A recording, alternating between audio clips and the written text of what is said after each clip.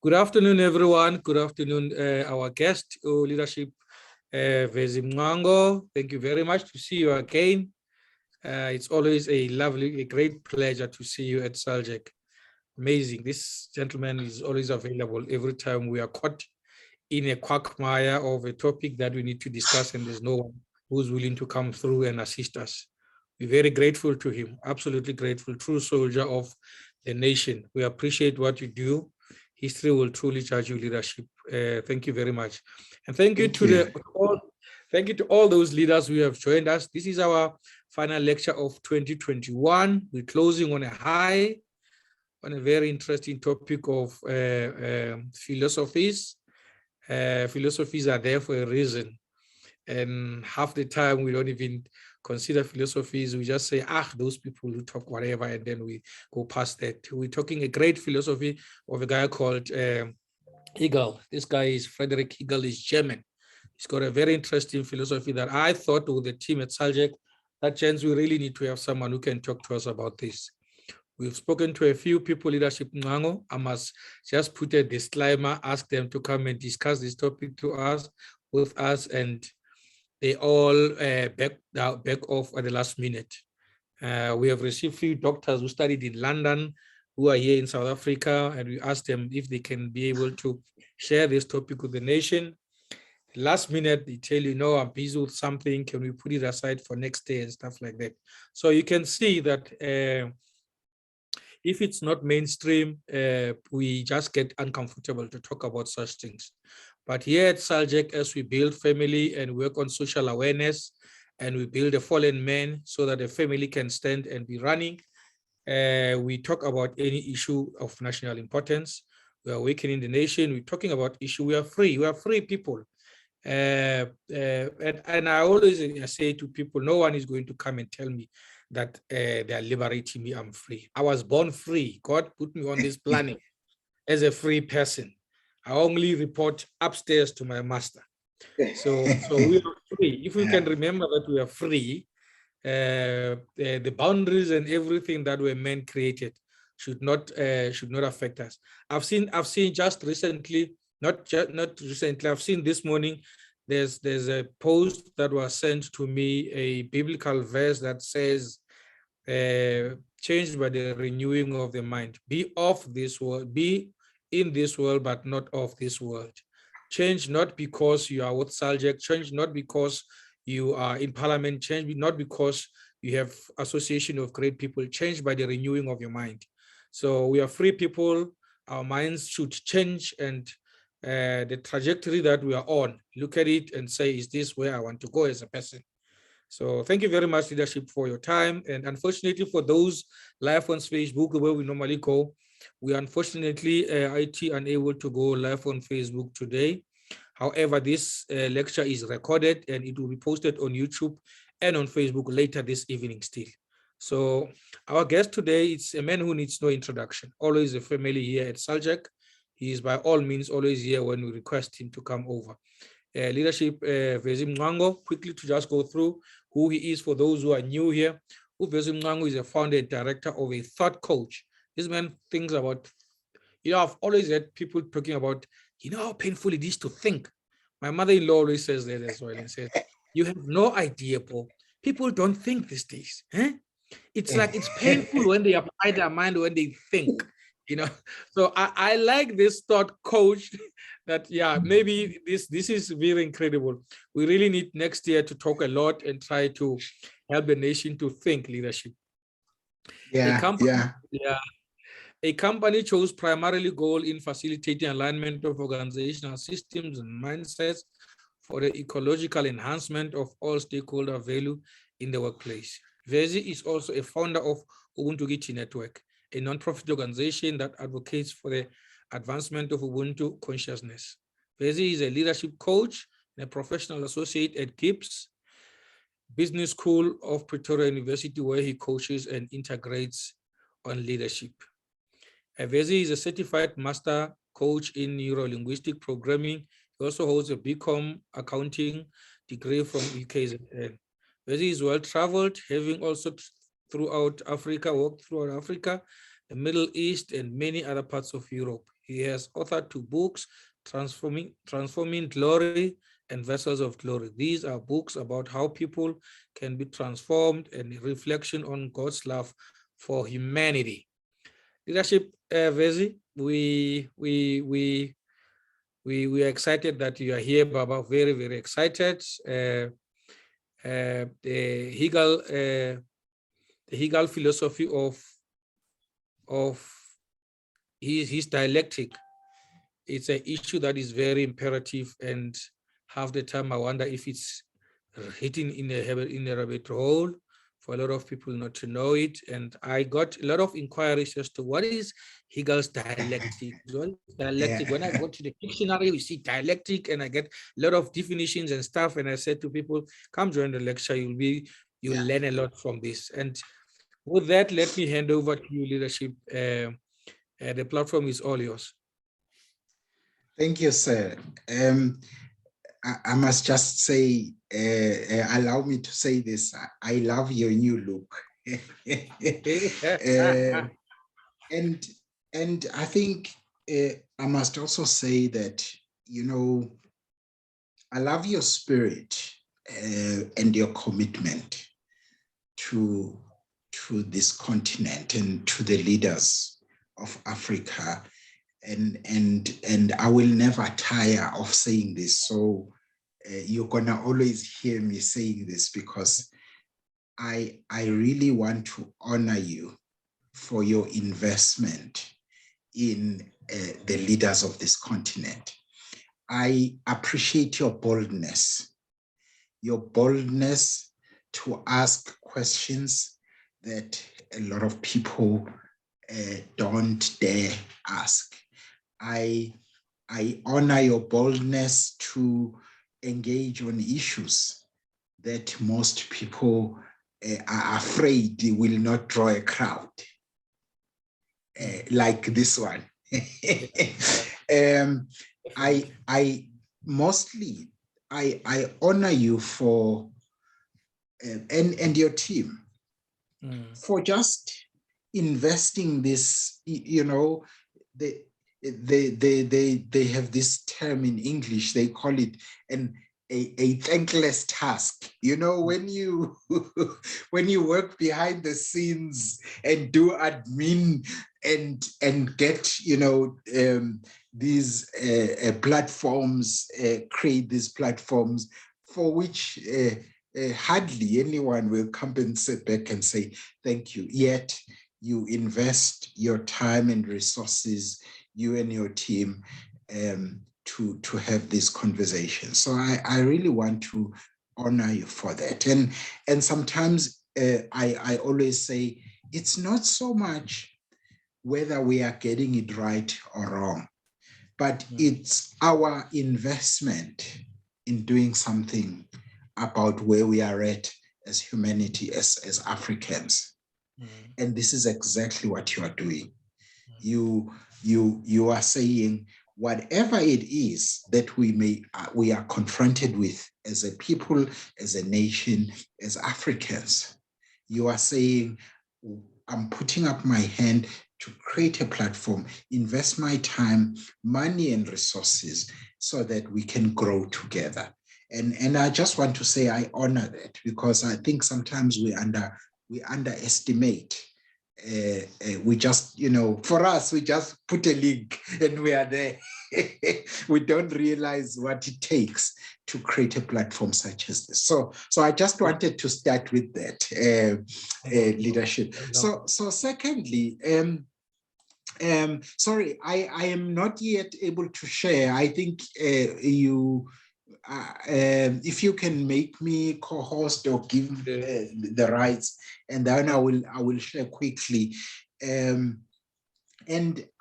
So secondly, I just wanted to say, you know, it's this topic, leadership, is, I think there's something that's happened to us over time, particularly as Africans, that I think, and actually, incidentally, I was talking to my dad. I took out my dad to lunch yesterday, and I was saying to my dad, you know, in fact, this came out of a conversation of this pastor who has been arrested because he took out insurance on one of his members, and him and his wife then met at this, and so there's evidence, the Times, I think, the Times newspaper had this. And so we were chatting with my dad to say, and he was really, so he's from my dad is 87, and he was saying, what's gone wrong? And he was genuinely wanting to know what's gone wrong with us Africans. How did we get here? Yeah. How do we get here where a pastor can even conceive committing such an atrocity? Somebody who is supposed, or who is a representative of God. How do you get there? And so I was saying to my father, I was saying to him that, look, I think we underestimate how colonialism and apartheid and this economic depravity that we see creates a survival mindset amongst us Africans. And so what this survival mindset, and this is the point I'm making, what this survival mindset does is that we are only interested in the things that's gonna give us a rand tomorrow. We don't think a generation later. And so what you are doing in this platform, which is so powerful, which is so underappreciated, which is, I think, something that maybe when we are retired leadership and we look back, we're gonna be able to say, we're gonna really be able to really appreciate that there were men and women who were willing to make an investment in a generation, and not think in a survival mode, what is the rand I'm going to get tomorrow? And so this survivalism, I think, since colonialism is so rampant that it's corrupted us to the core, because people think through their stomachs, because what will I eat tomorrow, what's gonna make me happy tomorrow or today. And so as a result, when leaders like yourself and your team create platforms where we can think not just about what makes us happy, or what will fill our stomachs, or how we can make more money. What you are doing is you are doing an evolutionary thing. You are getting us to really, and it is in the spirit of the dialectic narrative that we're going to engage today. You are getting us to engage in a progressive narrative or conversation where we ask ourselves, how do we grow from here?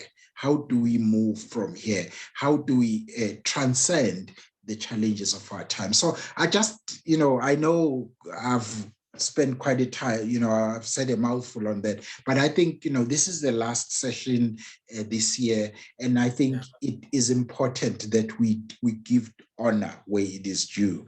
And so I want to thank you for that.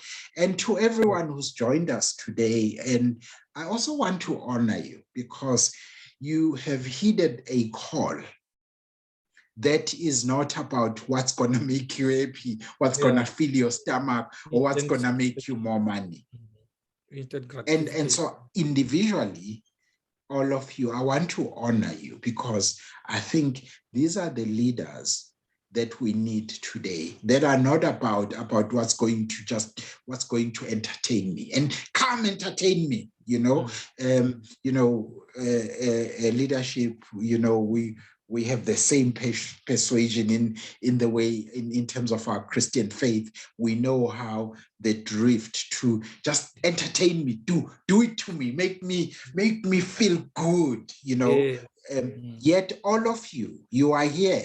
You know that the topic we are discussing today is not going to be one of those that you're gonna go out feeling yes, you know, but you know it's about responsibility, you know it's about growing, you know that it's about the continent. So I want to honor everyone, leadership, who is here, because I do think that it takes a man. It takes a man to make time to think through things like you are doing. It takes a woman of honor to do that. So I am sharing my screen now. I hope you can see it. Very clear in color. Okay, yes. So this is an SALGC presentation. So the copyright belongs to SALGC. We love that. So leadership, I just want to then, you know, start with what I call the praxis of dialectics. So in other words, what is the end game? So why would anyone want to talk about dialectics? What's the practical implication? And I want to do this in a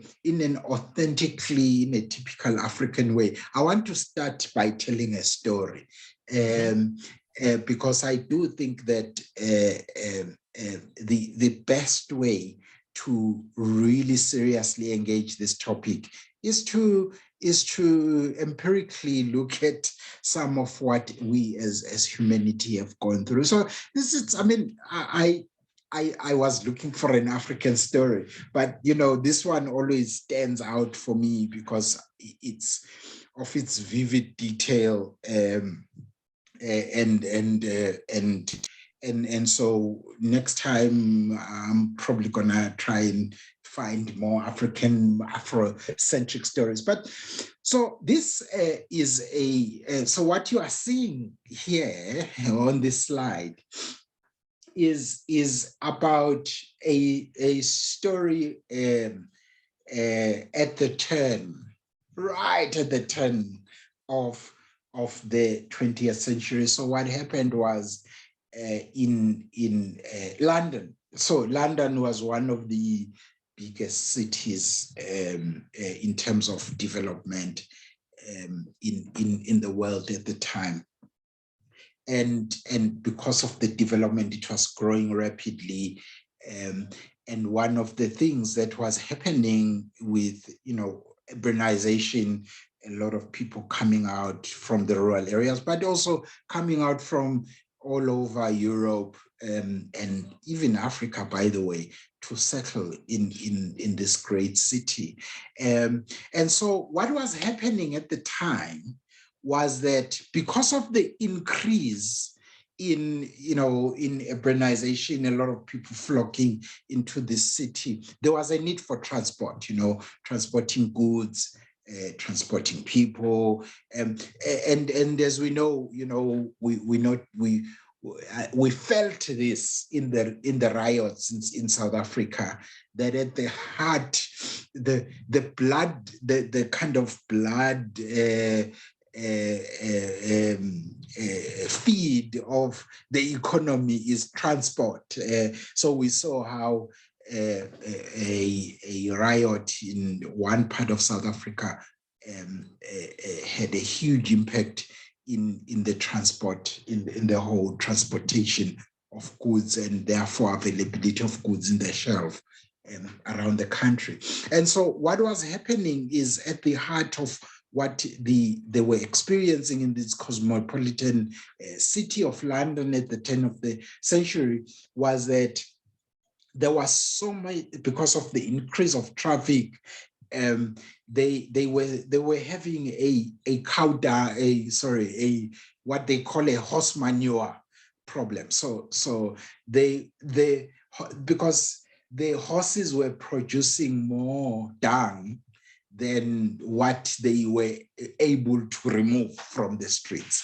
And so there's this famous quote that you can see here on the screen from the Times of London. It says in 50 years, every street in London will be buried under 9 feet of manure. So in other words, as they were projecting the growth of transportation needs and looking at the number of horses that would be required, they had a paradox. They had a serious problem. So there was a sense that progress is now creating a big problem for us.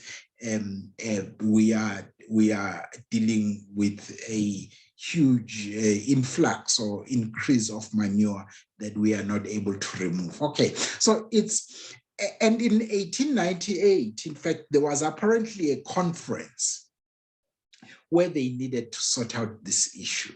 And they couldn't agree. So their dialectics, their dialogue, they could not agree, and that conference stopped. So the question is, how did they then solve this crisis? And as all we know, at the turn of the 20th century, something happened. A car was invented, and so it changed the landscape of the big cities. And we know now Henry Ford on the other side of the continent was just about to release to public his new invention, which was a car, a fuel-propelled car. And before that, of course, as you know, they could only propel big in machines like trains through the use of coal. And so this invention of a car, actually what it did is it enabled humanity to transcend this problem of horse dung. And so if you look at this prediction that in 50 years, there would not be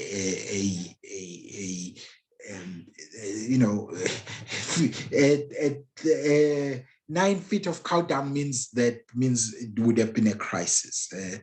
No one would have been able to move through that 9 feet. So catapult that to our 21st century in so many ways. We have so many crises that confront humanity. And so, when we talk about Hegel dialectics, Hegel, in essence, I mean, this is, of course, 100 years later from when Hegel, conceptualized or put together his narrative on dialectics. But I think the best way to understand Hegel is to start with this praxis of the reality of what confronted humanity, and according to real data projections, they would be in a situation where they could not function, and so they need a solution. But the solution was actually outside outside what they would have conceptualized at that time, and so I think you will see how this story, in a way, threads itself, and I'm going to come back to that right at the end. Because I think there are so many challenges right now as humanity. And when we look at them and we project into the future, we think, how are we going to solve this? How, right now we've got what I call leadership, the vaccination schism. In other words, you've got a big gully where people in how, in households and in workplaces, they are divided by this vaccination schism. And so what I'm going to then share today, and the reason why I'm starting with this story, is really what Hegel, and we're going to talk about. Hegel was a philosopher, a German philosopher, and I think you alluded to that earlier, leadership, and really how I put it is, what he did was to put language, how society works. And so in our understanding of how society works, and in his elucidation of how society works and progresses, he actually enabled the creation of a whole plethora of tool sets that enabled people to progress beyond whatever crisis they were facing in Europe in their time. So I think it's a beautiful, it's a powerful story about, in a way, the hope of humanity, but also just the nature of things that we confront today. Okay, so in terms of the agenda, as I always do, there's really five points that I'm going to speak to today. So I will kick off with the genesis. So this, where does this concept come from? And then I'm gonna then transition, and I'm gonna talk about the actual Hegelian dialectics, and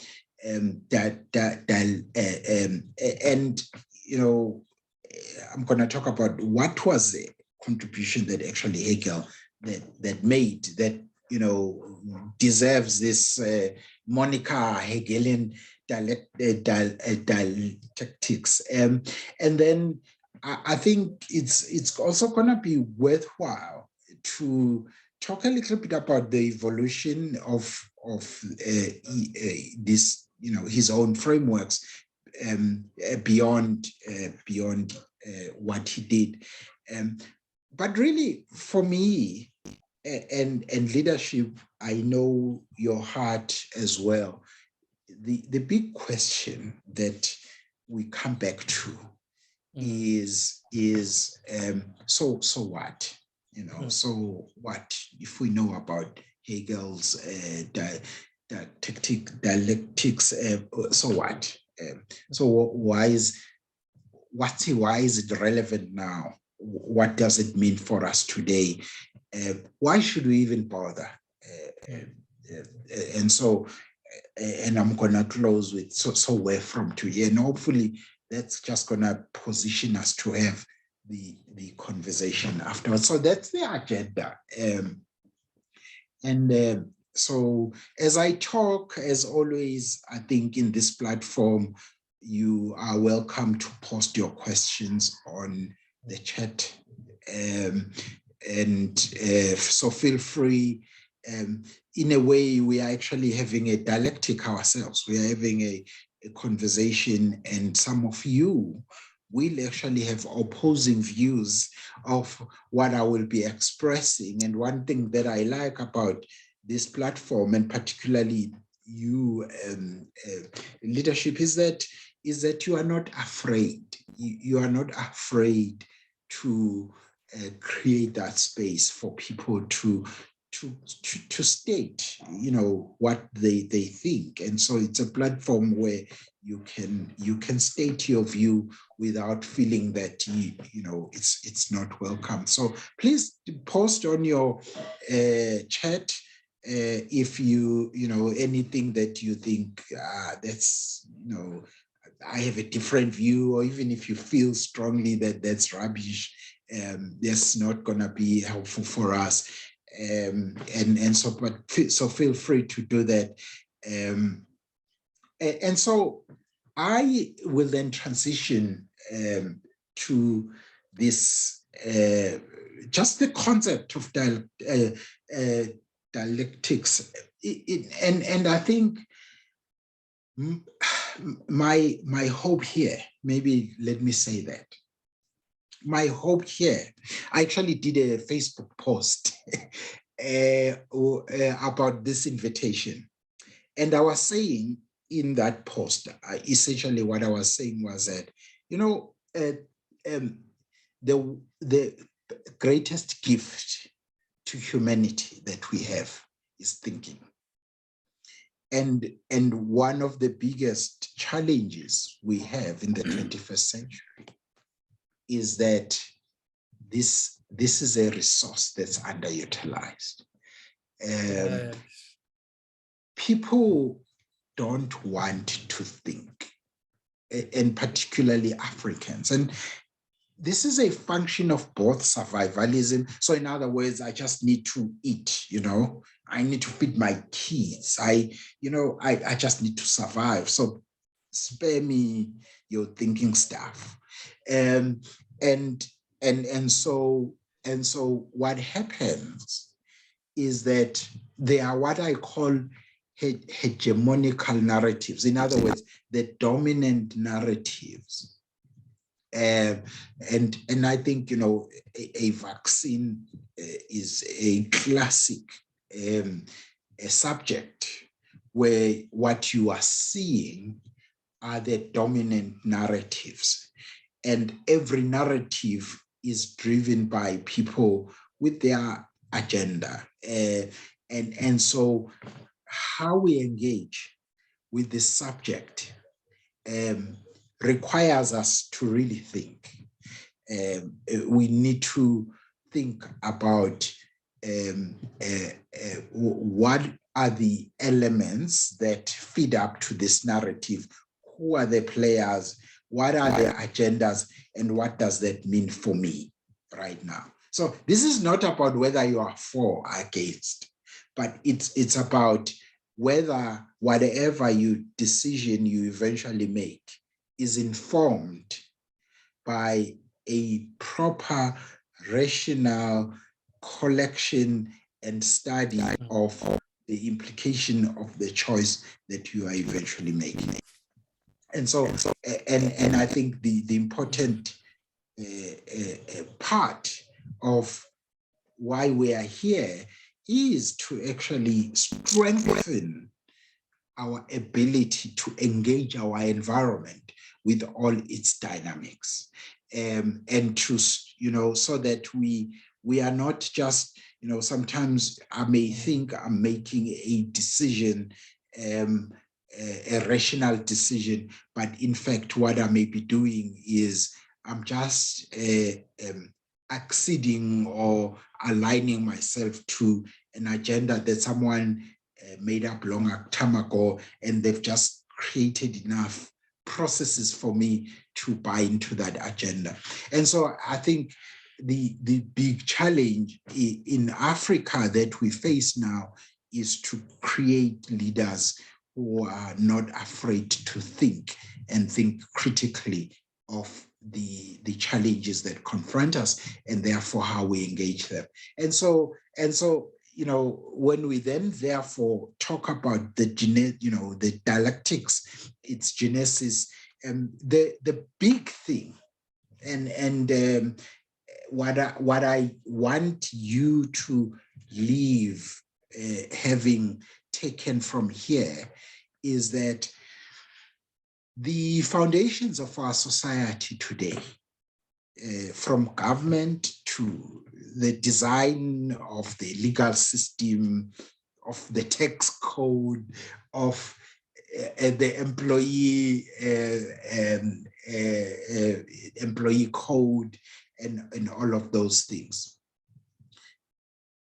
90%, if not more, 90% of all those principles that undergird everything that regulates our life today is informed by probably, I would say, about 200 years of philosophy and less than 100 people who informed those philosophies. And so this is why it's important we need to be students of history. And by the way, of that 100 people, all of them white male. And I'm going to come back to that. So anyway, I'm digressing a little bit here, but my point is that the reason why we engage with history and history of philosophy is because the foundations of the society we live in right now, from the laws of our countries that govern how we behave, they are informed by less than 100 minds who are almost all exclusively white males. And I'm not saying that it's a bad thing, but what I'm saying is that we need to understand that. Because when we engage the foundations of our societies, we need to be able to engage objectively, and we need to know what comes from where, what has informed what. And essentially, the concept of I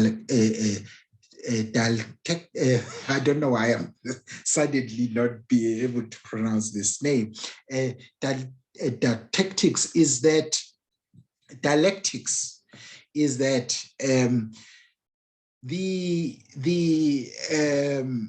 the process of determining what's right for us as a community flows from the relationship, from how the different elements, it basically flows from the relationships between the different elements. And that's what Hegel actually says that. But in terms of the genesis of this concept, we go back to, if we use the definition, the original definition, as I think when it was first put to language, the first thing is to recognize that it's actually an engagement between two or more people with opposing views. So leadership said I'm a coach. I always say to people when I coach that, do you realize that every relationship that you have right now and how people see you and how much you influence in your workspace or in your family space, do you realize that everything is driven through how your conversation? And so in other words, your image, your brand, the degree to which you have influence is on the basis of how you relate to others and the conversation that you have with them. So it's like, if you haven't, and so what I say to leaders, therefore, is that if you don't have the skill of how you message, and by the way, I don't think it's a coincidence that this is never taught, whether you are at varsity or at school, or, you will not be taught about the power of how to message your thoughts. How do you translate your thoughts into language? We don't get trained for that yet. The essence of how you engage with others, how you influence them, how you get branded is from that. And so and this is the beautiful thing about studying the history of philosophy, because you start to look at what these philosophers were focusing on. And so this essence of dialectics is that there is, if you look at our reality, what makes up all of our reality, it's on the basis of relationships between the different elements. So, between between us as human beings, between us with nature, between us with, whatever we may consider the spiritual realm. And so this is something that I think was embedded. The first time, I think the person who really languaged this for the first time in a way that I think is clear is probably, I wouldn't give it exclusively to him, but I do think that he is the well-known person. So it's Plato. So Plato, through his Socratic dialogues, there's still a debate whether Socrates was a real man or was a fiction of Plato's making. But that's notwithstanding that. What I think is important to keep in mind is that the first time I think that this was language, or the most popular understanding of how this was language for the first time was through Plato and his Socratic dialogues, because I think what he did in those dialogues was he positioned these conversations, often contradictory conversations, or people, views that were in opposition, and he would use these dialogues to build a narrative that he would then use to influence, and so that's really that's even the use. And this is obviously the translation from Greek. The word dialogue is very much a root word that came from the Greek language. So it was a discussion between one or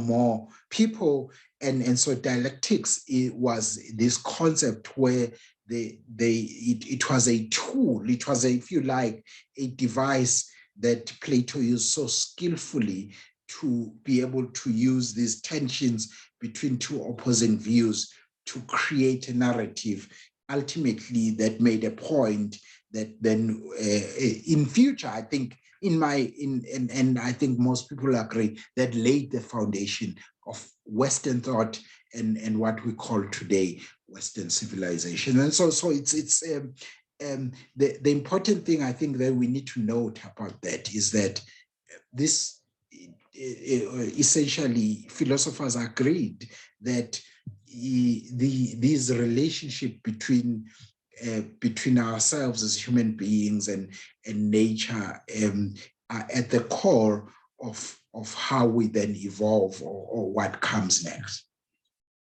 And so, but I say something that other philosophers won't say. Not that I'm a philosopher. By the way, I know leadership. When you introduced me, I am what I call, I am an armchair philosopher. I study philosophy through the streets. I don't have a degree in philosophy. My specialization is leadership. I teach leadership. That's what I do. But however, I am very much passionate about philosophy and its impact on our 21st century. And so as you listen to me, please listen to me as your equal. So I'm not like this guru who has this all knowledge. I'm just engaging with this material as a layman. So I think, and that's a nice thing, that you can feel free to say what absolute rubbish you're talking about, and it won't be a big deal. So anyway, just back to this issue is that I believe that the essence. So I think what Plato did was just to language it. In other words, to give it a language that we could use as a common reference point. He did not invent it. And I know, when Western historians write history, they write of discovery, like Columbus discovered America. It's like he comes, it's already there, but he's discovered it, which is absolutely rubbish, of course, because all he did was to come there. And I think sometimes the language we use, particularly from this, when it's this, how do I put it? This Eurocentric way of telling history. Often it is quite self-aggrandizing, and so Plato, not by any means discovered this. He was just putting language to what was always there. And the important thing about this, so I make a point here that, if you go back to the scriptures, to the Holy Scriptures, you can see this dialectic nature of creation, heavens and earth, light and darkness, waters and land, and good and evil. And you're going to see, because this is going to make sense when we look at Hegel, and how he framed his view of history and his view of what he was observing as a social philosopher.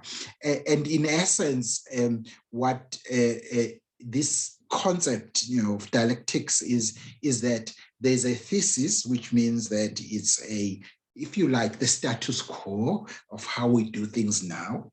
And there's an antithesis, a tension that says, no, this is not right, or no, this is not just. And then there's this tension then creates a process where there is this dialogue. And this is what Plato so skillfully does, or did.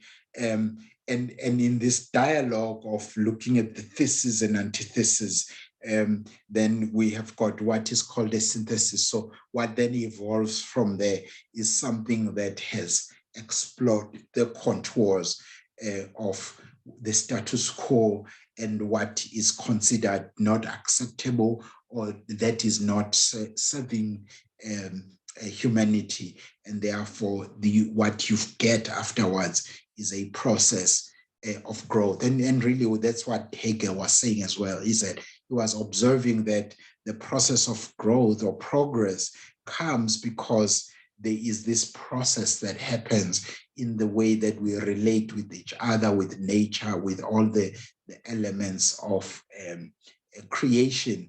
And these tension points enable us to then say, but this is not sustainable, and therefore look for new ways of managing those relationships. And therefore, that's how we grow as humanity. And of course, what I will also demonstrate to you later is that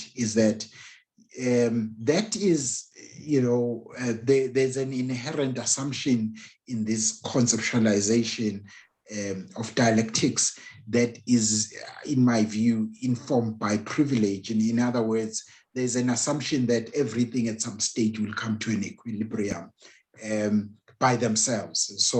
But that assuming that there is something in these relationships that broker the power dynamic, so that there is not one element or person or element in these relationships that has all the power to manipulate. So we're going to talk a little bit about this. But the bottom line of what I'm saying as I introduce this concept is that I think what the philosophers were saying here is that in essence, what can be observed is that there's a relationship that exists between all constituting elements of life, and these relationships have at some stage there are things that work, there are things that don't work, and there's a point where they reach a tension that needs to be resolved. And when that tension is resolved, then there's what we call progress or growth. Okay, so this is the visual of how Hegel actually I think, put language to this observed phenomenon. And so the thesis being the currently perceived truth, the antithesis is the opposing view of that truth, and then the synthesis is the process of seeking to reconcile, to find a new way of ensuring that the two, the tension is resolved, and resulting in the growth of humanity. And you'll see why this is important, I think, when we look into the 21st century, why we need to be aware how this works, and how it may have, been it may have been pivoted. So I see there's a message. A leader, in addition to asking questions, can we also make contributions to the conversation? Yes, Ayanda, by all means.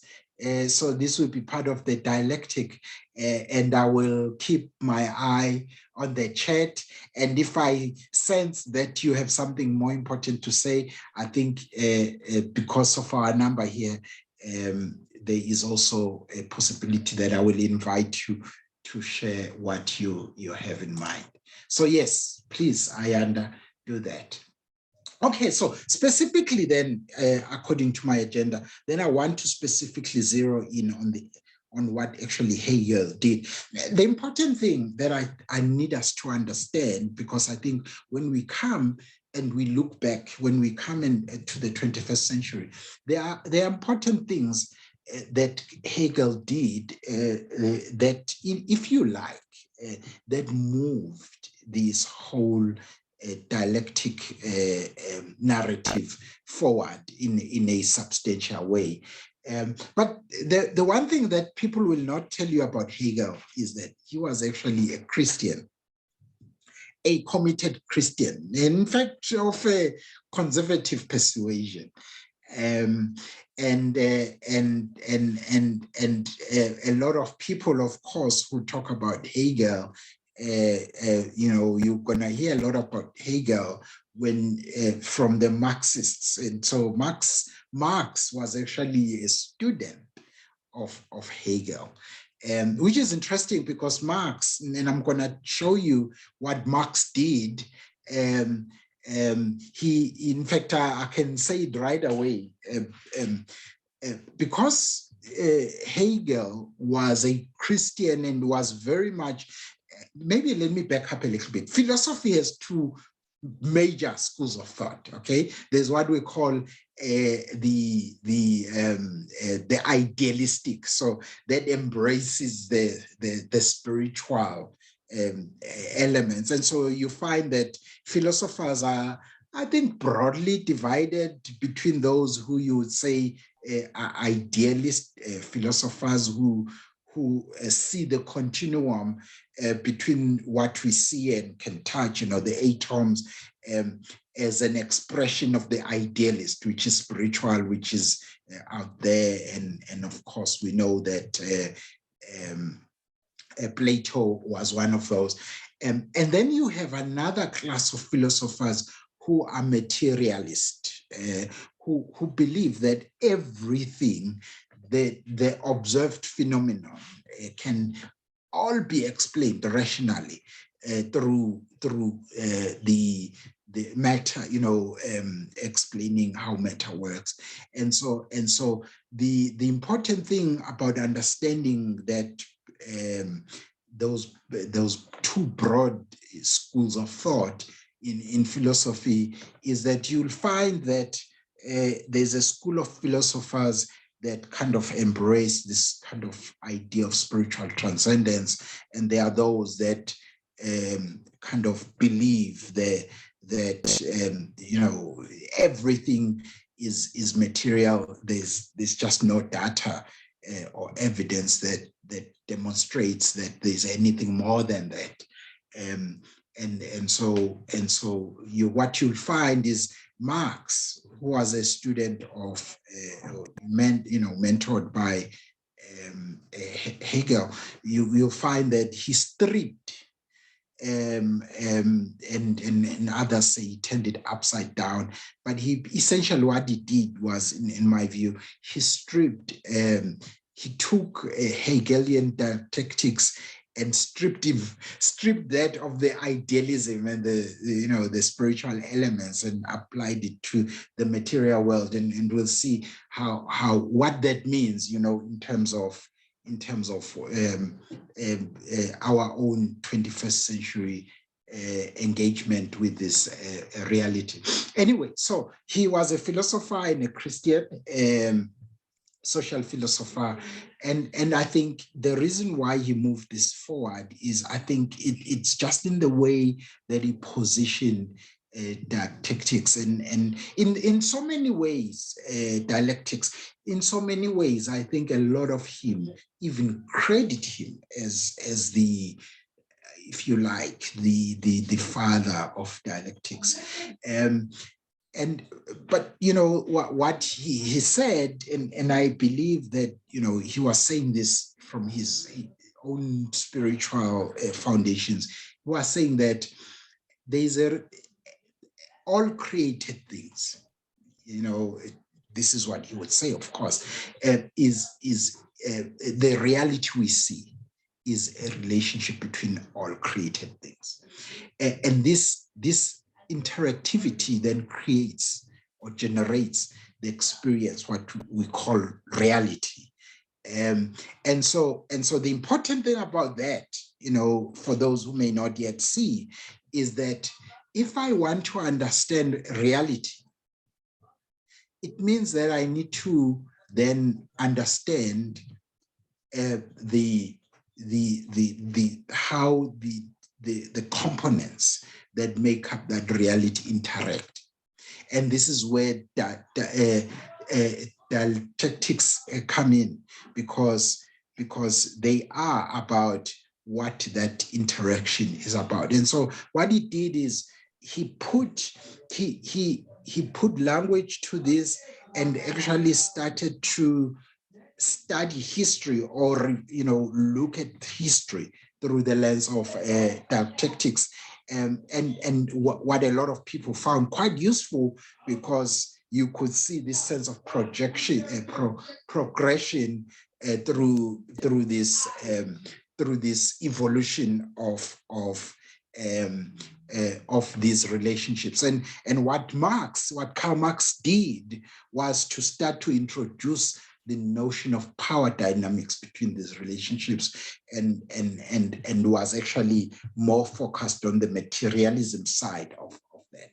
But so the example of this, and I know this may actually be quite dry, and I'm going to bring it to the horse manure crisis at the end. But what we need to understand about this, and is that what Hegel is saying is that every element is part of a whole, and that those relationships between the different elements then make up the reality. And so, to give a vivid, an example is how atoms, will then make up cells, and cells will make up organs, and organs, make up our body, and all the interactivity of our body make up, who we are, and how then we become families and societies, and so the relationship between all of these components. So Hegel is saying that progress is about resolving tensions between the realities between the different components. And so, and ultimately, the sum of all of these components, because of these relationships, are greater. So the reality is greater than the sum of its parts because of these relationships. And so, he then linked it back to social progression, that if you look at the progression of societies, even though there may have been an oscillation between what may have been, a new idea and an opposing idea, what eventually happened is the resulting synthesis of that idea would be what would be called a progression. So you also reasoned that these tension points are then what we call thesis and antithesis, and over time resolve themselves, and then to produce a new norm, which then would be called a synthesis. And as I've mentioned, so societies as societies, we may oscillate between this. Africa is actually a very fascinating example of this. We have a very complicated relationship with democracy in Africa. Firstly, because democracies in Africa are an imposition of a world system. And I know some people may not agree with that. The only reason we have democracies in Africa is not because we have chosen that. It's because for us to be part of this bigger world ecosystem, we are forced to embrace this democracy. So in other words, what we then see in Africa, whether you look at someone like the current president of Rwanda or the former president of Tanzania, is what you are seeing is actually an oscillation between what people would call a dictatorship, where they're democratically elected, but they oscillate towards a dictatorship. And then you get maybe someone like President of South Africa, who is President Ramaphosa, who is much more on the the democratic side, or laissez-faire side. So what you even see in democracies in Africa, if you study the democracies in Africa, there's this oscillation between dictatorship kind of type leaders and those kind of democratic leaders. So I think it's just something that's interesting. But the question, of course, which is a question for another day, is whether there's any progression as a result of that oscillation. So I think, because where I want to get to leadership is I want to position us in the first century so that we can see what does this mean, how do we use it. But I think what's important to say is that I think Hegel laid the foundation of dialectics, but I think you cannot talk about dialectics without talking about Karl Marx, of course, because I think he had such a huge contribution. And really, again, what you probably may not read so much in books is really Marx's frustration with Hegel was that Hegel was too, I think he felt like he was too abstract. And he felt that he wasn't being realistic in terms of the application of his theory to the reality. And so what Marx did, in essence, was to say, look, in principle, he actually agrees with the observations of Hegel. But what he's saying is that Hegel, you know what? Your observations are fantastic and they are empirically evidenced. But I'm frustrated because you are not applying this your analysis to the observable reality of the class struggle around the world. And so Marx was really then about the dialectics of the class economics, and the power dynamics of the relationships between the classes.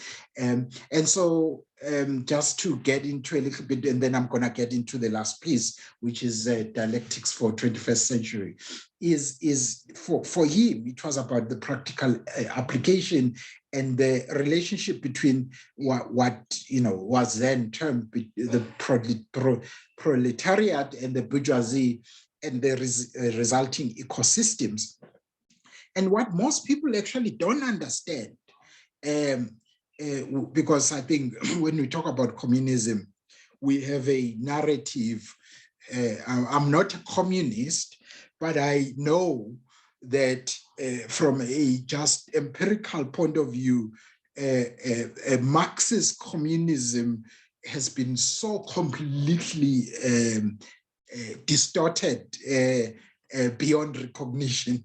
And so what we often get to think is communism really has very little to do with what Karl Marx was saying. But what Karl Marx was saying was that what happens in the relationships, particularly because he was more, he was a materialist philosopher. He was more interested in the application and the power dynamics of the relationships between those that got to be rule makers and those that got to be on the receiving end of those rules. So between the classes. So he was saying that, and I believe rightly so, he was saying that, you see, you cannot assume, or you cannot think that these things are going to resolve themselves. You need a mechanism. You need a mechanism so that in the relationships between these different constituting elements of society, and that this mechanism would ensure that you don't get stuck to the status quo, and that you can then create a sustainable society. So the important thing about what Marx was saying was that he was saying these things are not always, especially when it comes to human beings, because he wasn't really interested in the spiritual aspects and relationship with other parts of nature, but he was just basically focused on these class relationships, and he was basically saying there needs to be a mechanism. That's what he called communism. So communism would be a mechanism that would then, if you like, broker these sustainability of society, or these relationships are not upset by the dynamics of power. So he was almost warning to say that if these dynamics get permanently upset, then there's no more dialectics. It's basically going to be one part of society determining how everything is going to work. And so if you like, he prophesied into our 21st century about where would we be if we don't have this brokering mechanism. So I'm not going to go deep into that, but that's just, I think, what was important to surface about Marx. And of course, Marx has there are many people who critique him, and generally, my own view is, if you take an Afrocentric view of all the dialectic narrative, what you'll soon find is that the whole narrative of the dialectic is between the privileged white European males, and so if you are gonna use it's still a powerful tool. So don't get me wrong, it's a powerful tool because it enables us to understand how the relationships work, how things work. And therefore, when we frame about how we're going to engage, we approach it from a perspective of understanding how things work. But still, what we need to keep in mind, it was framed from a perspective of a white privileged male who kind of had a very little experience of being on the receiving end of, you know, the power dynamics. And so for me, it's my general critique of the whole dialectic narrative as it was then, and I don't think it's evolved. But I mean, Marx has many other critics, and there are many other elements. I think other people, I think rightly so, say you know, the way Marx positions his own ideas is very authoritative. In other words, sometimes he in the way that he puts forward his position, he becomes antithetical to some of the ideas that he brings. He brings them with such force and determinism that starts to work against the very ideas that he's bringing forward. But it's I think for me, it's really a function of any philosophy, any position that was conceptualized 18th, 17th, 18th, 19th century by a privileged white male. It's going to have that lace of being blinded by privilege. But I still think that it's a very useful tools for our time. So last piece. So why do we need dialectics in the 21st century? So we've looked at how this was used in the past. And by the way, the important thing is what I want us to understand is that the foundations of the governance systems, from monarchies eventually in their evolutions to democracies, were actually informed by these dialectic notions and understanding. And so that's why, for example, you know, you have this notion of a parliament in democracy, because there needs to be this dialogue of opposing views.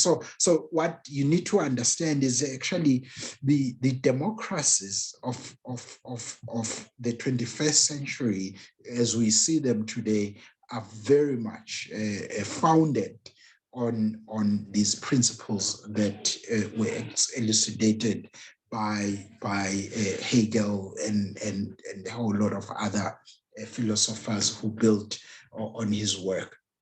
And so, but I think the important question is, so why are we talking about this anyway now, today? And what's the relevance for us, you know, in Africa, for example? And so, and I think the first thing that we need to realize is that we live in an age of heightened tensions. So tensions of ideas, but also tensions of agendas. What should we be about? And so the issue here is that these tensions are real and they are day to day. And these tensions surface themselves in the relationships between what is called North. You know, other people have tried to be politically correct to say developed countries and developing countries, but you know, it's basically what you would traditionally call the Western nations, you know, and the rest of the world. But you'd have to go to the, you know, Big Eight to see that this North-South issue is real, because that's how typically the conversations end up being. So North being all the Western countries, South being all the kind of developing countries like Brazil, South Africa, Argentina, and the rest. So there's this, there are always these tensions. For example, you know, when the UN Security Council was set, only the northern countries, or what you would call development, only they have a veto power. No one else in the rest of the world has. And they've not been able to resolve that tension. It's there, it's a reality. So the US has been, for example, on the Palestinian issue, has been vetoing anything that sniffs any kind of opposition to Israel. And so this this becomes a tension point, because there is this, it's embedded in the way that this, what is called the United Nations. So the United Nations is inherently in an unequal, even in terms of its own dialectics. Dialectics, it's not equal. You know, some people have veto powers while others don't. Ruling elite and the citizens, and we've seen that in South Africa. We've seen that in the rest of Africa, actually, but in South Africa, I think it's starting to proliferate, I think, in a much more real way. And you can see that those that have the networks, you know, of the ruling elite, they are increasingly become more removed, you know, from the ordinary experiences. One minister was sent a tweet, and I thought that kind of epitomized what I'm talking about. He was a former minister, so he didn't have the, you know, the ministerial privileges. And he sent off a tweet complaining about standing in queues, in long boarding queues at airport.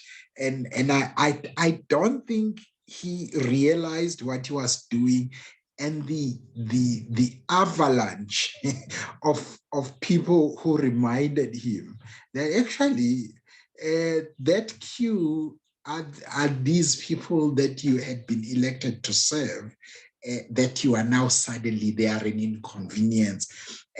But it was quite I suspect it was also, I hope, it was an awakening for him. So there's this tension between the reality of the ruling elite and their agenda and the citizen. Corporations and countries, you know,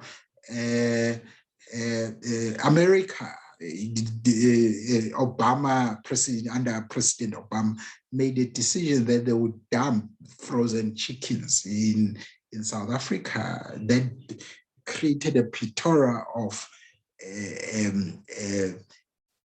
impact. You know, eventually Rainbow had to retrench thousands of workers. And so when you look at that decision to dump those chickens, what you find is that it was actually not a country interest, it was a corporate interest. So what you are finding today is that a lot of corporates actually dictate the agenda of governments. And so typically in a country that tries to align with the agenda of its people, you know, Magufuli, the former president, the late Magufuli, was a classic example of that, because there were many things that he kind of spoke out against, and that were clearly, you could see that he was trying to surface this agenda of corporates and countries. And I think the vaccine question is clearly right at the heart of this debate, this tension. There's a clip that's been surfacing about President Ramaphosa talking about how they've been, you know, as presidents, they've been dictated to, that they can't manufacture, they must only use the vaccine.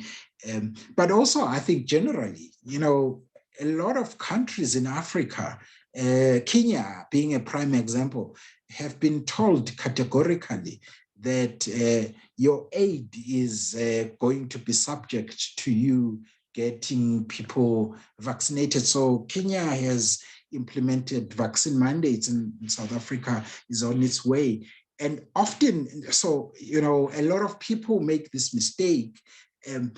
about morphing the science of vaccines and all of that, efficacy and all of that. And I think there's this fundamental mistake that most people and commentators make. Before there were vaccines, we had corporates that dictated the agenda of governments. And so what vaccines have done have just fallen right in the cusp of that. So the debate about vaccine mandates, therefore, is not so, in my view, is not, for example, so much about whether vaccines are whether they have the efficacy, claimed efficacy or not, but it's about whose agenda is it? Whose agenda is it to dictate for governments to play a certain role? For example, Germany gave their citizens 3 options because no one is dictating to them. They said, you either produce a proof that you are vaccinated, a proof that you've got natural immunity, or a proof that you have tested negative. Okay, so here's a country that is not being dictated to by corporations. And unfortunately, they are the ones that also happen to have suffered severely from the 4th wave. But my point is that corporations have a lot to say about what countries should do. And unfortunately, South Africa is no different. And therefore, this tension between what corporations want and what's in the good of the corporations versus what people want and what's in the good of the people. I'm gonna wrap up just now. I've taken longer than I thought. And then, of course, we've got the Africa and the rest of the world. And I think America dumping chickens in South Africa was a classic example. There are many other examples where Africa, we've seen how, for example, this unscientific random closure of travel from Southern Africa was implemented when there was evidence that this virus was not, this variant was not just in Southern Africa, but in many other parts of the world. And this has kind of unraveled itself, and we can see how still, other countries persist to impose those travel restrictions. It's just that Africa is just at the bottom of the pile of the rest of the world, and so there's this tension about what's good for Africa and what's good for those that we have relationships with. And then, of course, generally, then we've got traditional in emerging. So, for example, we've got the LGBTQ debate. We've got the women's rights debates. We've got, so all of those are about tensions between what's traditionally held and what's emerging. Now, why I'm raising that is that Hegelian dialectics, his framework kind of, and for me, this is the critique, that because when you are from a privileged class and you form your frameworks, what happens is that invariably it's from a perspective of your own thinking. And so there was this assumption inherent in his framework that these tensions will eventually resolve themselves. In the same way that Adam Smith, for example, argued that the invisible hand will make sure in the markets, will make sure that there is eventual equilibrium, and took out the component that people will be greedy, or in the same way that people said, the trickle-down economics, which was a subject that many scholars argued for, but we know that it's never worked. And so the point is that this trickle-down has never been none of these things. So it's because of these inherent assumptions that are made by people who are operating or formulating those frameworks from a privileged perspective. And so what we are seeing in the 21st century is that because instead of these tensions, so suddenly this power, the dynamics of these relationships, the power has shifted, and it's lopsided towards those that make the laws, and they've been able to then shift the balance of power. And so suddenly these Hegelian dialectics, as useful a tool as they may be, they need to be reviewed or revised or reconceptualized, because they have this inherent faulty assumption that they will work in our day. So I love this. This was a cartoon, Karl Marx for Dummies.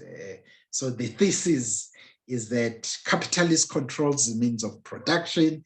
The antithesis is that communists, or those that have power to legislate, control the means of production. The synthesis is that you've got cheap labor in China, you've got the research and technology of the capitalists in the USA. So you conceptualize things and then you make them in China. And that's the synthesis. And in a way, there's so much truth in this. But it's, and as we all know, it's not what humanity needs. It's what happens when there's a balance, a kind of a shift in the balance of power. So in conclusion, sorry, this is not in conclusion. So there is, I just also want to make this link between social awakening and dialectics.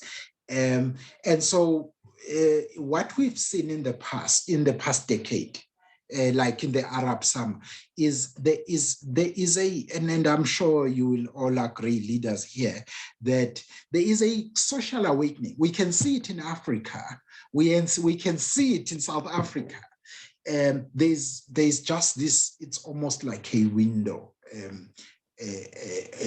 of social awakening.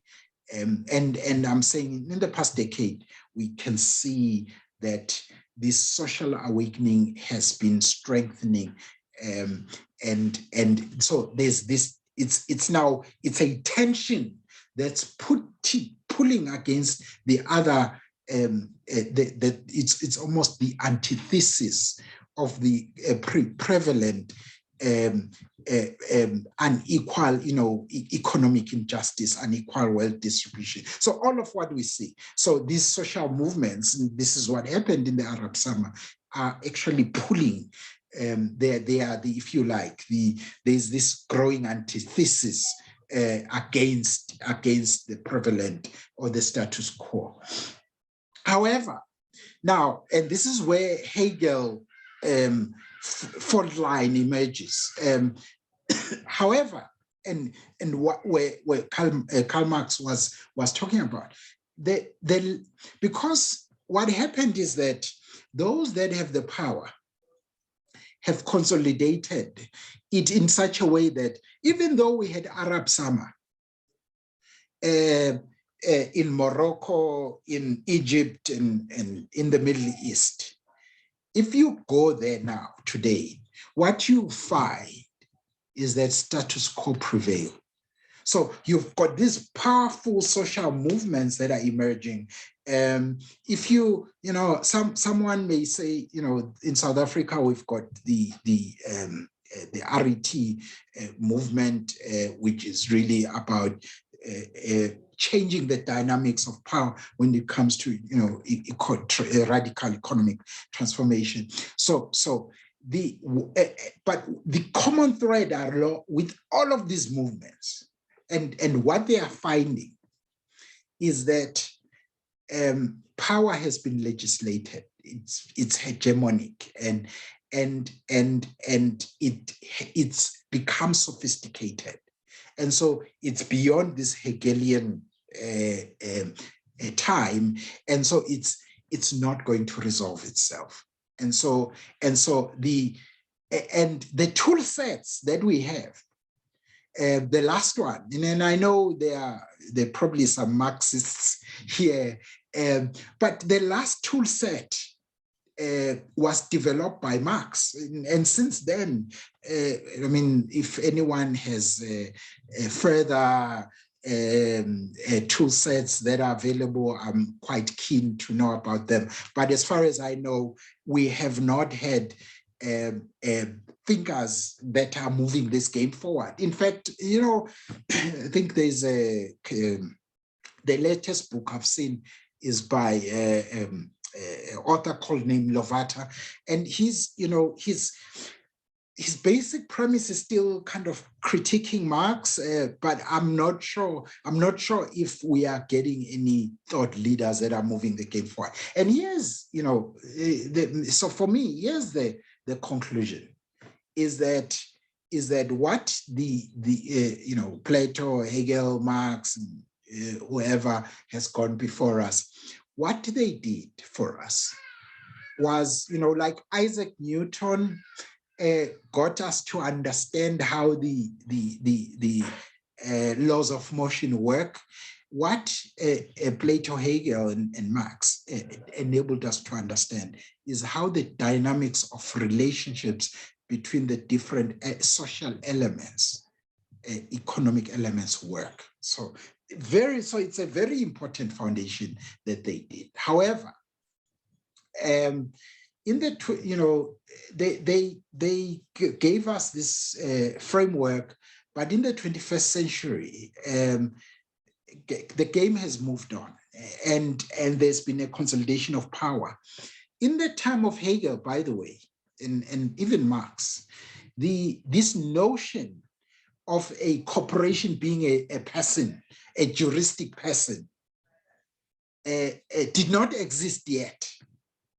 And so what we are dealing with here is a completely different dynamic. So what I'm saying here, leaders, and I don't have any answers that I'm putting forward, but what I'm saying is that the nature and the dynamics, the power dynamics of the relationship elements of society, whether it's class, whether it's economic, ruling elite, and we have a new dynamic now of corporations and countries, corporations and governments.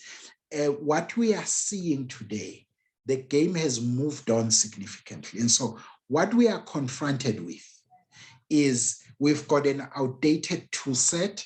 And so we've got, movements that flash up, like the Arab Summer, like the recent riots, and we're going to continue to have these movements that what is happening, what we are seeing. And I think the vaccine schism that we are seeing is going to further proffer this formation, of these movements. However, what the fundamental thing that we are confronting here is that we don't have a tool set to move this game on of this narrative of tactics, and so I always say to my wife, you know what?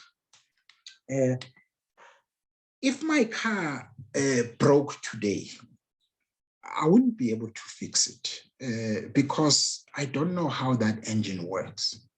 The only way I would fix it is to take it to the manufacturer, except that the economy, the manufacturers of the economies that we have today are dead, or they are in power and they have no desire to fix what's broken. So leadership, I'm closing here on a rather sober note to say that we all know and agree that our system is broken. We all know that we once had tools like this tool of dialectics, But the reality is that if we don't have thinkers, thought leaders, who can move this game on and look at how do we engage further in a new way. So this thesis, antithesis, synthesis, dialectic framework, Hegelian dialectic framework is therefore not going to serve us for now. It may help us to understand what are the moving parts, but as it stands, we need to conceptualize new ways. And that's the problem right now we have in Africa. We don't have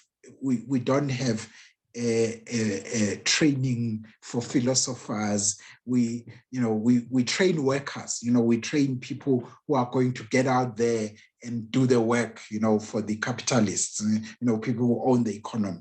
We don't have space for people who are thought leaders. It's expensive to be a thought leader. You need to have money, because otherwise you are not going to have the support. So that's really, I'm living on that sober note, leadership, to say that we have a history here. There's a tool that we know, but we need to understand that where we are at currently, where the gaps are, where the fault lines are, but without anyone moving this game on, what we are seeing is there are many social movements that are coming up, but because we don't have a comprehensive tool set to engage with the nature of this landscape that we're navigating, so we just keep on finding this difficulty to move the game on. So thank you. I suspect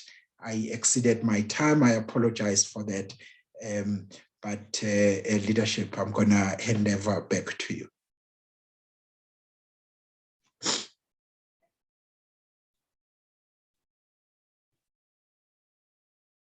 I am not sure, have we lost? Let me see. I don't see, looks like we did. I don't know, yes. We lost him because I can see I'm the host now. Yes, we lost him. I just got a message as well on the, Mr. Sekgale, I don't know if you are in the meeting.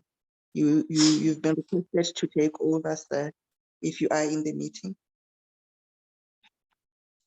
Israel Sekgale.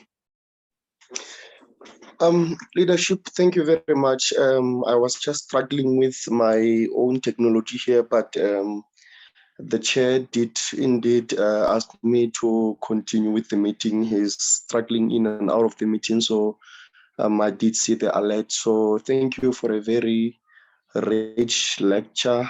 I think if it's time for questions and answers and contribution as such, so I'll just from my side try to observe and see if I see any hands that I can notice and give some time then. If I may, whilst people are going to come up with questions, there are some comments which I think are quite key, and I do apologize, I should have gone to these comments earlier. The first one is, how did all that turn into mind control? And I think this is an important question, leaders, because what we need to understand is, we talk about 5 estates, and what the 4 estates, of course, are kind of governance estates, relating to government and how we govern society. The 5th estate talks about the media, as in this is the apparatus that was there as a powerful tool for conveying, if you like, even lubricating the communication between the different elements, in these dialectic narratives. And so what happened was that the media was conceptualized as almost a neutral mechanism for this conversation to happen. However, which, this of course is not surprising, but the fact of the matter is that this tool called the media belongs to those that own it, who happen to be those that are actually on a side, on one particular side of this narrative. And so they are the capitalists, they own the capital and they own the narrative. And so invariably, what's happened is that the Fifth Estate has been kind of given if you like, the framework of how they are going to operate in a way that they cannot feed or they cannot bite the hand that feeds them. And so I think we need to be fair to to journalists and people in media. It's not easy to operate. It's quite a sophisticated thing. And I'm saying that, so the question is about mind control. So what we need to understand and what neuroscience has taught us about humankind is our susceptibility to read, to filter our experience through the rules that we've been given. So I actually have a group that I pray with, and I was sharing them with that what we need to know about us human beings is that once, if I can control your filters, I can basically control how you experience me. And so if I start to shape how you make meaning, if I influence your meaning making, I then shape the experience that you get. And so what media has done, and I don't think it's, I wouldn't say it's malicious, but you see, history, the history we know is the history that media chooses to tell us. The news we know is the news that media choose to tell us. The reality we know is the reality that media choose that is going to be on the agenda. And so what happens is that we think that all that is happening is what we read. And therefore, our filters or how we make meaning is shaped by those narratives. So these hegemonic narratives, these dominant narratives.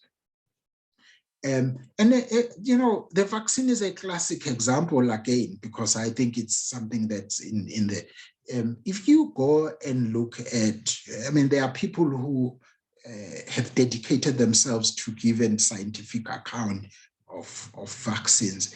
If you look at the dominant narratives on vaccines versus the dominant narratives on those that, people that are doing the research, what you'll soon discover is that they are not the same. So in other words, the reality we think we know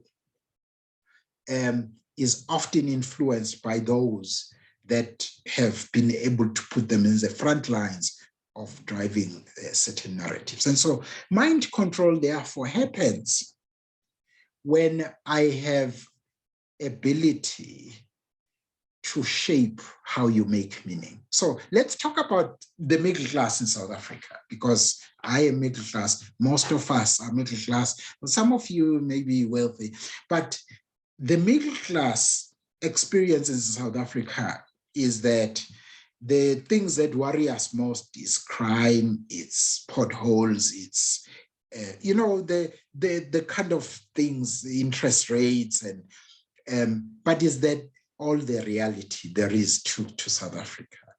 And so I remember one day when I went to pray. In fact, President Jacob Zuma then had moved the Minister of Finance, and the rand had shot up, and I had put in invoices, and I actually had also had to pay some accounts in dollars. I needed to buy something.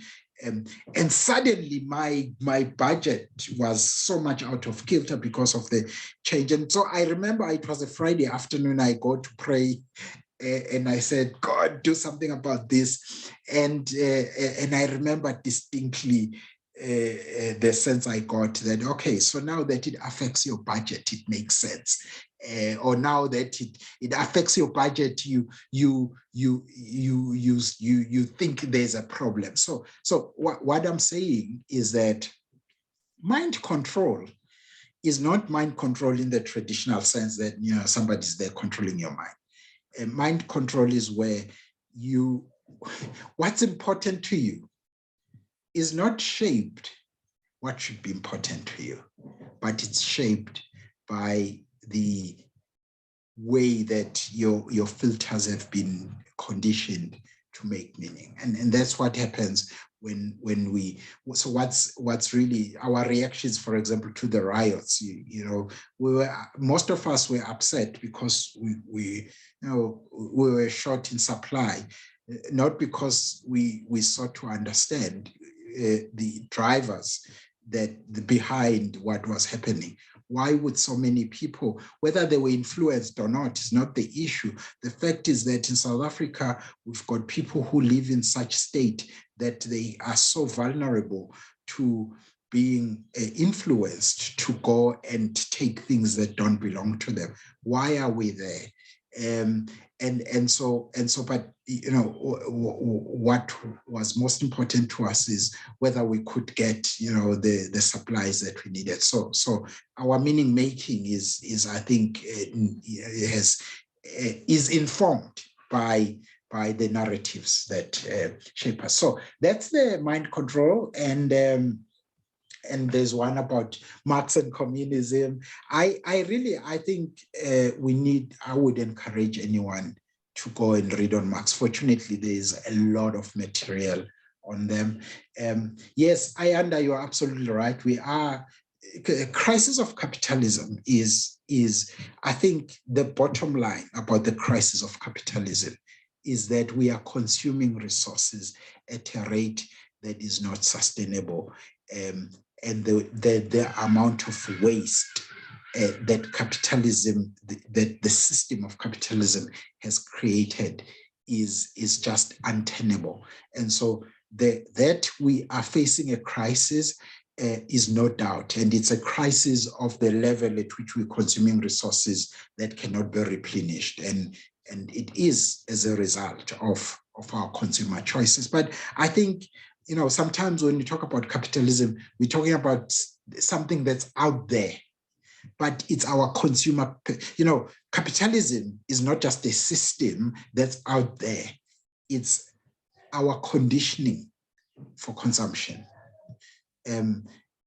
We are consuming, take, for example, the way we use disposable things, plastics and stuff like that.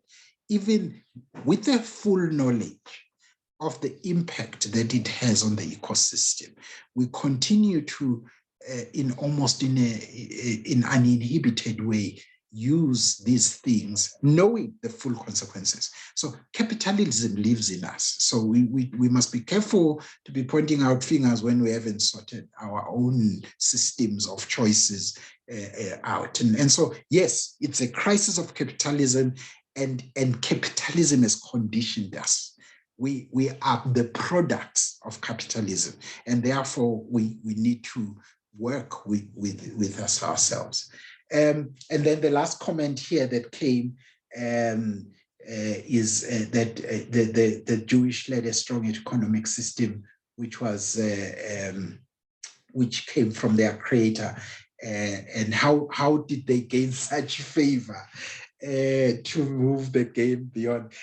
And it's a fact, by the way, guys, that it's a it's a fact that the world economy is by and large controlled by mostly by people of Jewish lineage. And so it's quite an important observation that is being made here. And then I think the question is, what is it that they know and have or do? What is this favor? Can we get such a favor? I think, of course, we Africans, we are on the other end of the scale. We seem to control nothing, at least in the 21st century. We, if you like, we are at the bottom of the food chain, and the vaccines have been such a vivid demonstration of just how at the bottom of the food chain we are. And so I think, part of it, I do think there is a way of socialization that we could learn from how they do it. But I think a big part of it is, of course, is that we Africans have been socialized to survive the systems, because we have been at the mercy of the systems we find ourselves in. On the other hand, what you will find is that the Jews, even under colonization, if you read the scriptures under colonization, they somehow managed to be in charge of their own religious systems, their own, even their own political government to an extent.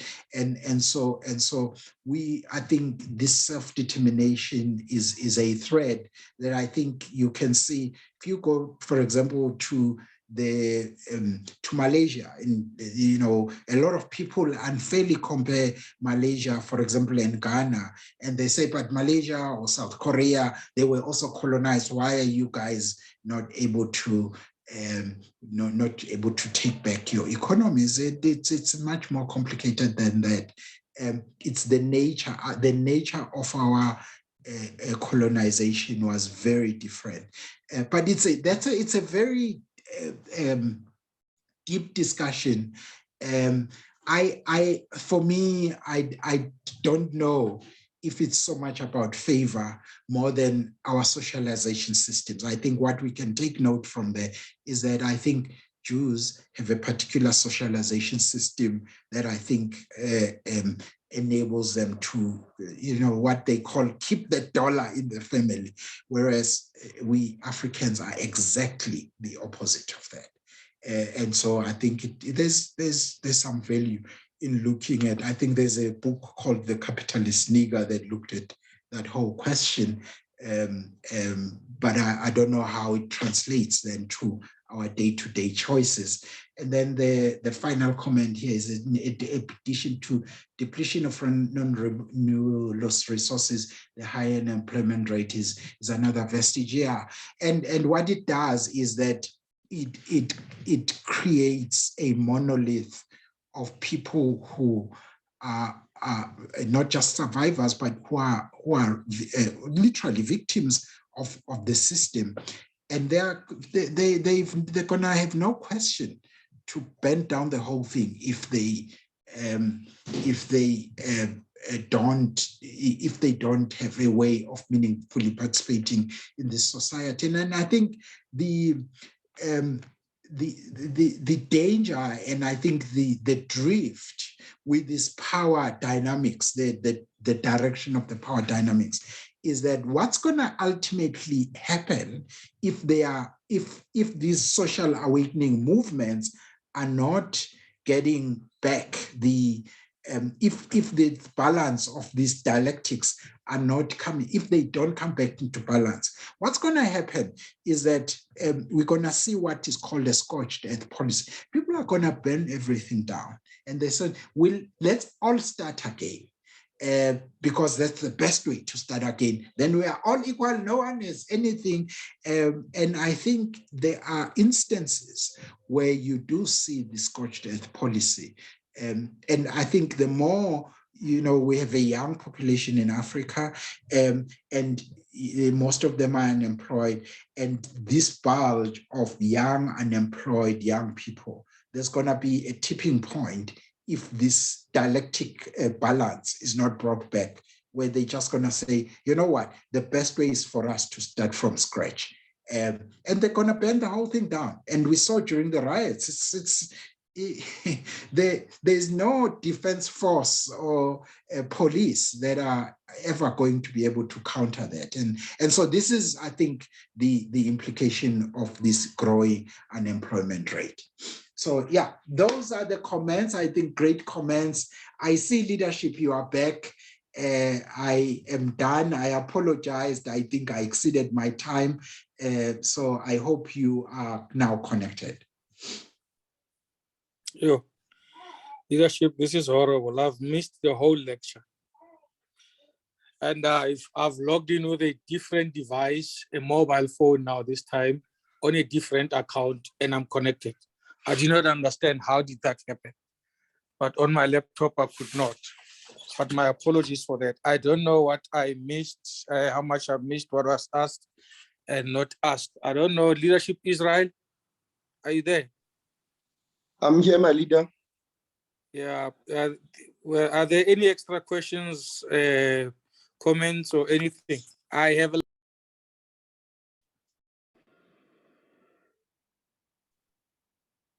I think we have 3 minutes left. Ayanda has a comment.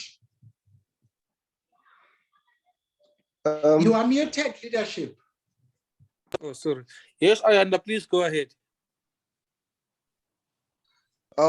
Perhaps just to add on to the point I made regarding the crisis of capitalism and the point that Mr. Mngwango made there about the resources being depleted.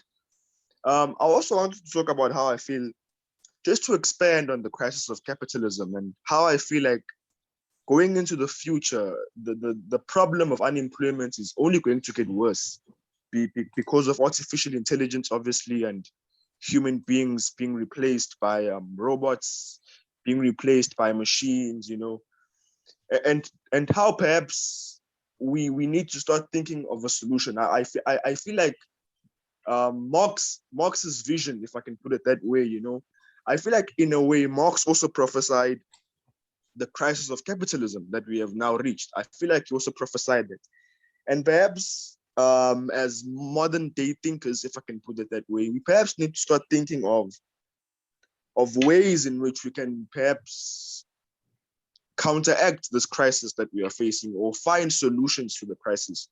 Or if we don't find solutions to the crisis, it gets worse. And what Mr. Mngwango spoke about people burning everything to the ground, then becomes more possible. Because if we don't solve that, and we have a lot of young people who are unemployed, who are angry, we have a ticking time bomb where if anyone comes across, an instigator or criminal comes across and he riles the masses up, we then have a situation where things are going to be burned to the ground.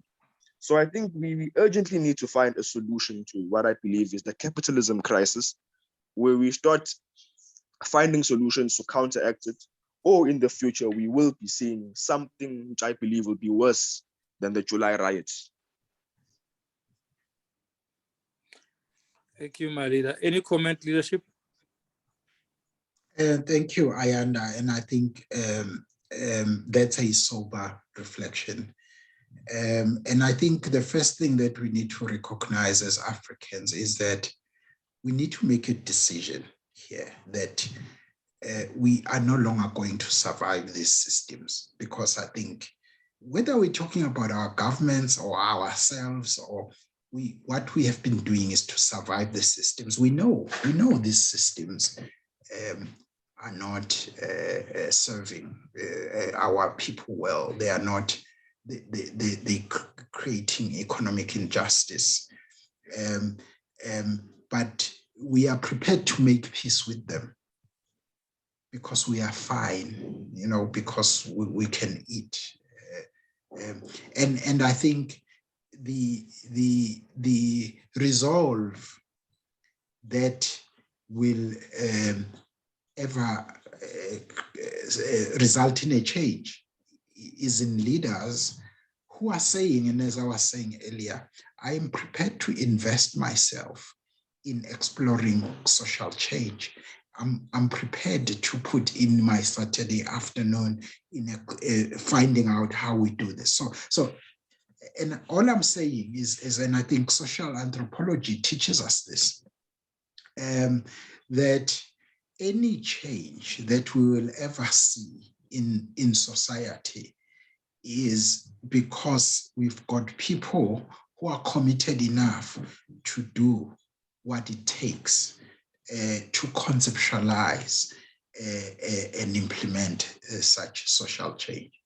And so I think, Ayanda, for me, I think absolutely on point what you are saying. But I think it comes back to the decision that I make today as a leader. Am I going to just live for myself?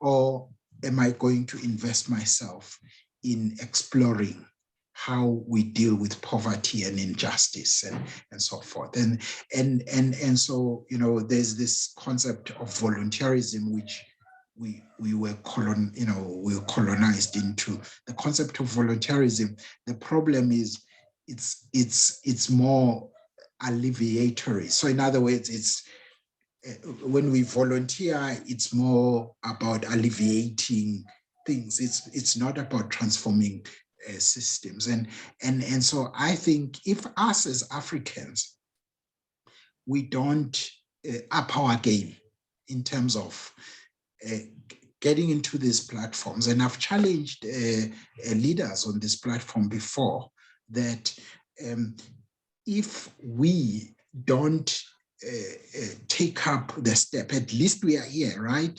We're investing this time, but we need to take a step further. We need to be asking SALGC, we need to be asking, what's the program next year? Where can we help? What are we doing? So because I think it comes down to the time and resources and brains available to engage in the dialectic. Currently, we are bought in. We are part of the hegemonic, oppressive, white capitalist dialectic. We are comfortable with that because we've got homes, we can eat, we've got technology, we can entertain ourselves. So until we are prepared to step out of the comfort zone, in the same way that people went to exile because they were fighting for justice, if we are not prepared to sacrifice our time and our comforts, our funding, I mean, I don't know how SALGC survives, but the first thing SALGC should be saying, guys, we've got enough budget now. So I'm just saying that the question really comes back to us individually. What are we prepared to give to be able to serve this cause? And until then, I think we can be all talk. The pendulum will only swing because there are brains that bring resources and time to swing it. It's not going to happen by itself. So that's just my sober response to your sober reflection, Ayanda. Thank you, leadership. Much appreciated. And yeah, that's very hard what you just said about action, because most times we are comfortable in talk shows. The whole country should have talk shows. When it comes to action, when you call men and women to action, that's where you see that there's a vacuum of people who are available to act and do something about the situation. That's truly very unfortunate. And I really am taking that very soberly, what you just said. about investing your afternoons in trying to get the solution Saturday afternoons. And I'm so tempted to say I will give you a call early next year so that we can see how we can engage. We start offline to have engagement and we move forward. How's that? Yes, yes, sir. So, and really, so when I'm talking to you like that, I'm speaking to me as well. I'm preaching to myself here. And I think that we are all sober around the reality we are facing. And so I'll be the first one. I'll be the first one to say yes when there's an opportunity to serve. And to invest in changing our narrative. Yes. Lovely stuff. Thank you so much, leadership. I feel so hard done by for missing this lecture through the network. I had a lot of questions that I needed to post, which I'm not sure if they were posed in the meeting or they were touched on issues such as how dialectic end up being used as a mind control game in the world. Yes, and all that. I spoke to that leadership, and I did say that's a powerful one. And maybe leadership, that subject, to be fair, requires a session on its own. How are we being subsumed by the narratives? Because that's what mind control speaks to. How are we being subsumed by the hegemonic narratives to the point that the choices we make, we are not making our choices. We are making choices because we've been conditioned to make those choices. So yes, we spoke a little bit about that. Yes. Yeah. Okay, lovely stuff. I see you have come to the end of our time leadership here, and I see out all their data. So thank you very much for availing yourself for this very powerful lecture. I wrote this a close mark. I know a mouthful. If you have anything in closing, just to wrap up, we wrap the new year. I mean, the year going to the new one with all what is happening around us. For myself, I'd like to thank everybody who has come to the final lecture of 2020. Have a wonderful season and hope to see you active and awaken in very, very fresh with fresh ideas and able to. Yes, my leader. Closing remark from you. Can you hear me? Yes, and I just want to once more appreciate everyone who is here. Appreciate you as putting timeless effort into this platform, and I think the bottom line is, brothers, sisters, let's continue engaging. Because this is how we're going to move forward. This is the whole concept of the dialectics. And I just want to appreciate that you actually have taken that step. And I look forward to further conversations in the future.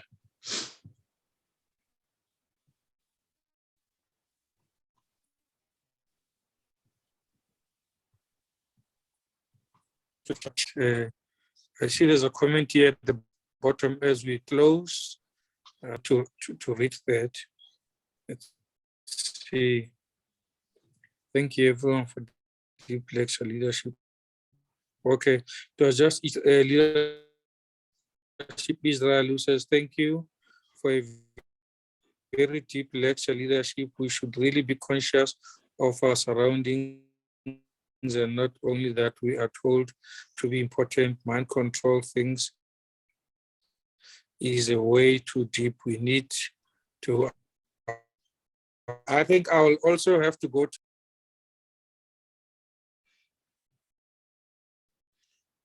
Oh, we have lost leadership again. Ayanda, I see that you wanted to ask a question. I don't know, Israel, I am aware that we are way out of time. So I think you need to provide leadership here.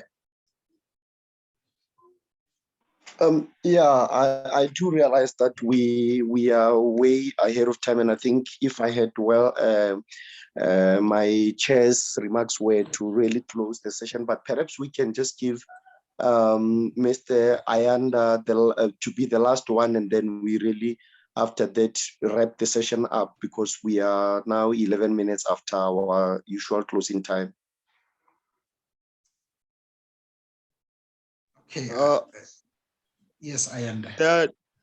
Thank you very much, Mr. Sekhale, and I would like to firstly perhaps thank Mr. Mwango for that very rich lecture. I think as someone who was very interested in Karl Marx, I learned a lot. And I had also heard about dialectics, but I didn't know much, but I think his lecture made everything clear. But just to get to the question, the last question, and let him, Mr. Mwango, go after that. I think Mr. Mwango touched on one of the tensions I felt that you touched on.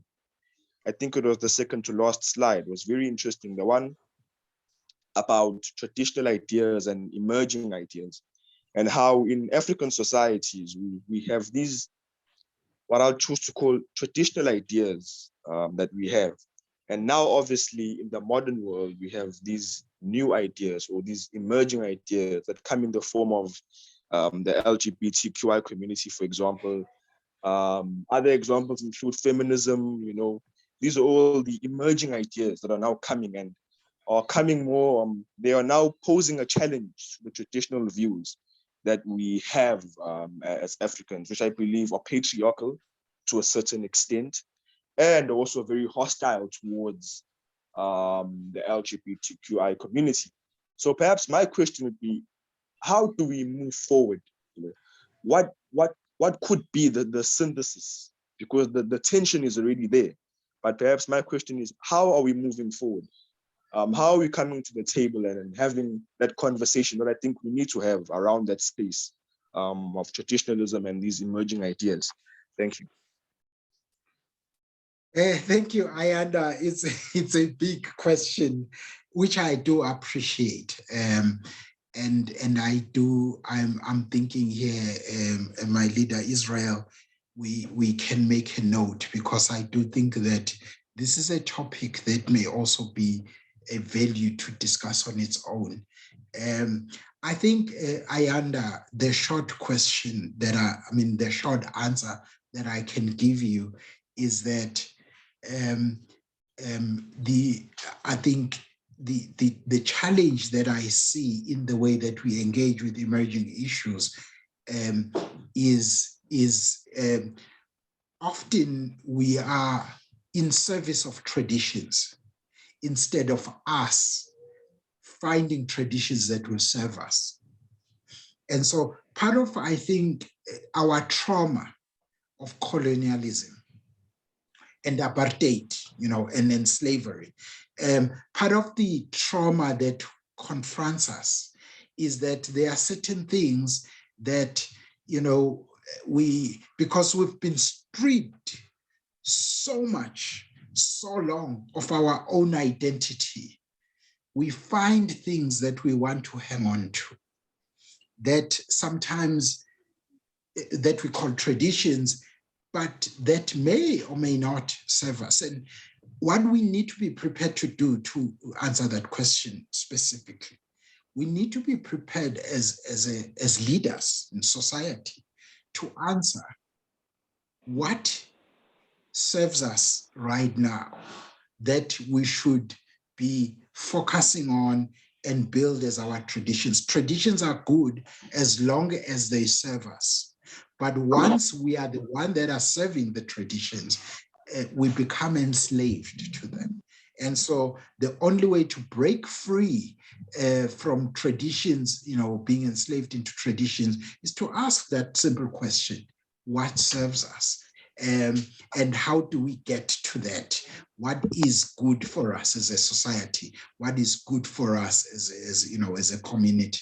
And I think that is a conversation that's quite important. Otherwise, what we do is we continue to hang on to the strands of time and still try and live in a world that no longer exists, yet not dealing with the questions of the world that now exists. And that's the danger there. Thank you very much. I believe you try your best to answer Mr. Mngango.